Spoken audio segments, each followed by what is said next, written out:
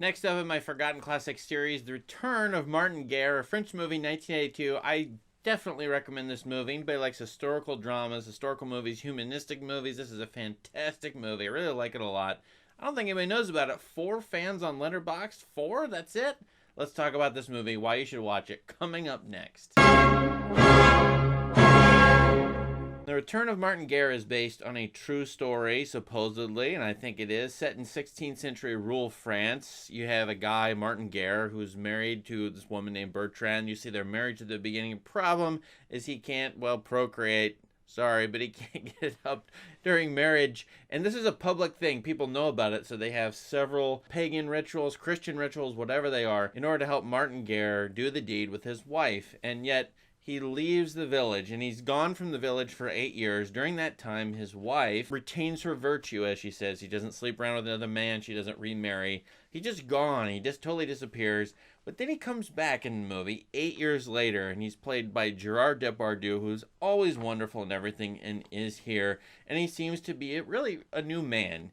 And he loves his wife, and he's a very nice guy. Problem here, and the movie is framed by this, you know this right up front, is that they're having an investigation later on, after Martin's long return, years after he's returned. The investigation is he really Martin Guerre? And the person being investigated is his wife, or being asked questions, is he really who he says he is, where he thinks he is?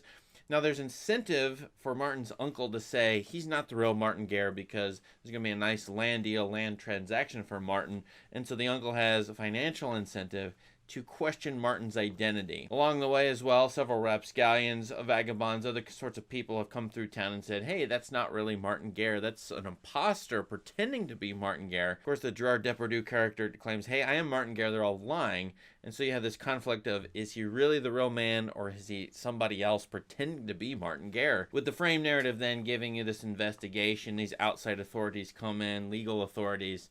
And so then you have this question of identity, and how much is identity worth? How much value is it?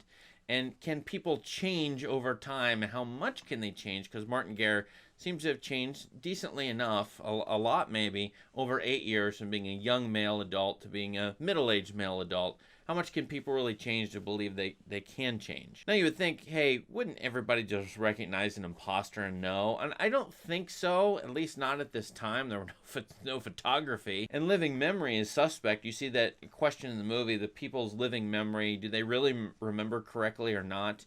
And even Martin Guerre's wife, would she remember her husband? I think she would. And so this brings up the fascinating question for, like, how much does she know? Does she know that he is the real guy, but when she testifies against him, is she being pressured by legal authorities to do so, or the feelings that her uncle needs to do this? Or does she know if this guy is an imposter and yet is accepting him? There's some fascinating questions with her, the wife in particular, Bertrand. I just love the way the movie deals with her in the ending of the movie. The question of whether Martin is a real guy or the imposter. Now, you should watch this movie, Gerard Depardieu. This director, Daniel Vignay, I don't know him, and he didn't do much around this movie. He did other things, but nothing maybe as acclaimed or as interesting as this movie. The historical reconstruction of rural France in the 16th century is impeccable, I'm told, is fascinating. I actually went to one of my history colleagues and said, hey, I've got a movie for you, and he just told me, oh, I used to use that in class all the time because it really depicts this time and place very well. And so I think it's fascinating as a historical document, and rarely do we get the films that are like this, that aren't jazzed up into something that's clearly modern. But this movie feels like it is France at this time period. And thus I think that makes it more believable. And you have this wonderful conflict between the countryside and the outside authorities coming in to try to investigate, to settle broken affairs there. Also the question of social roles, the values thereof. Would you accept an imposter if you knew there was an imposter? Could a person get away with this even, as a kind of fun thing to contemplate? And Gerard Depardieu, I'm going to say his name again. He's absolutely fantastic in this movie, as always. And so I think for all those reasons, this movie deserves to be rewatched and studied. It's sitting there as a Blu-ray, and it's pretty cheap from Cohen Classics, and it's found on Amazon at the moment in 2023. I'm going to think this movie's going to disappear, so I'm hitting the buy button on the Blu-ray, because I think this is the kind of movie that's going to go out of print, but it's a very good movie.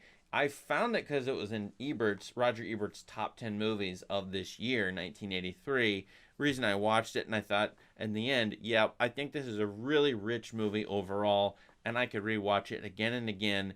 Eventually, show it to my kids or other people, although it's got some brief nudity in it. But other than that, you can definitely watch this movie and profit from it. I think it's fascinating. I like the twists in it, even though you might know what the ending is going to be, or if you sniff it out.